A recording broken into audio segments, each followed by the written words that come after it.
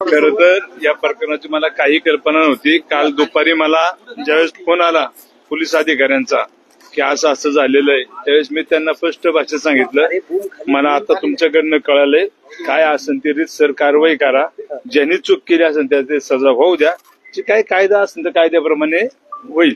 Police काय आरोप केला जातोय की तुम्ही प्रेशर टाकत होता म्हणून गुन्हा दाखल झाला नव्हता, कारण गुन्हा दाखल व्हायला वेळ लागला होता। मला माहीतच नव्हतं, मला काल दुपारी माहीत झालं। आणि जो गुन्हा फिर्यादी आहे ते जर चौकीत गेलं गुन्हा दाखल करायचं म्हणलं तर कोण नाही म्हणू शकत नाही, किंवा कोणी सांगा बाबा आम्ही म्हणलो फोन करून आपलं गुन्हा दाखल करू नका। 21 तारखेला हा गुन्हा घडलाय। 21 तारखेला गुन्हा घडल्यानंतर बातमी कुठंच बाहेर येऊ दिली नाही। 24 म्हणजे काल तो गुन्हा दाखल झालाय। बोललं जाते विरोधी पक्षांकडून की आमदारांचा भाऊ होता म्हणून हे सगळं प्रेशर क्रिएट केलं गेलं। अजिबात नाही, आम्हालाच माहित नाही, कुणालाच माहित नाही, त्यांनाच माहित काय घडलं ते। ज्यावेळेस काल फोन आले त्यावेळेस माहित झाला विषय घडलेला। पोलिसांनी काल फोन केला तेव्हा पोलीस नेमकं तुम्हाला काय म्हणाले? मला निरोप असा आला, तुमच्या बंधूंच्या विरोधात आणि त्यांच्या मित्रांच्या विरोधात गुन्हा दाखल झालेला आहे, एवढंच मला सांगितलं। दादांशी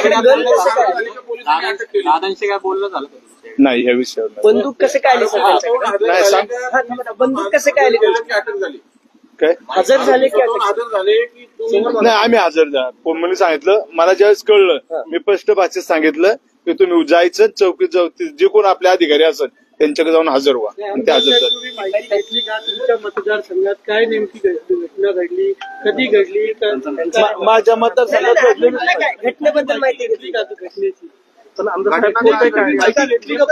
नाही, एक सांगतो, मला ज्यावेळेस कळलं मी स्पष्ट भाषेत सांगितलं। मला माझ्या एक पत्रकार आहे काल सोनवणे म्हणून आमच्या पुढारीचे, त्यांनी फोन केला, भाऊ असं असं घडलंय, तुमचं काय म्हणणे?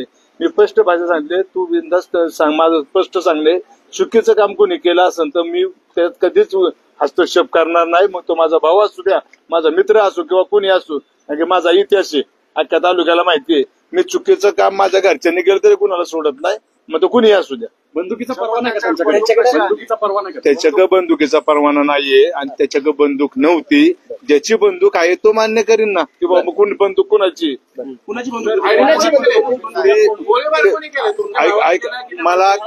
मला माहित नाही, पण एक सांगतो, ज्याची बंदूक आहे तो बंदूकवाला सांगणार आहे। मी ते नव्हतं तर मी काय सांगणार? गणपत जगताप त्यांचे लायसन आहे, त्याचं मी चौकशी केली।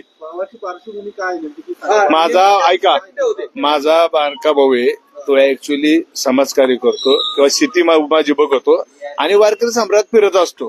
तो त्याचे मित्रमंडळी आहेत, कोण कुठं गेलं हे आम्हाला सांगून नाही गेलेले, तो गेला होता त्यांच्या बरोबर, आता आम्हाला कळलेलं आहे आणि ती घटना घडली।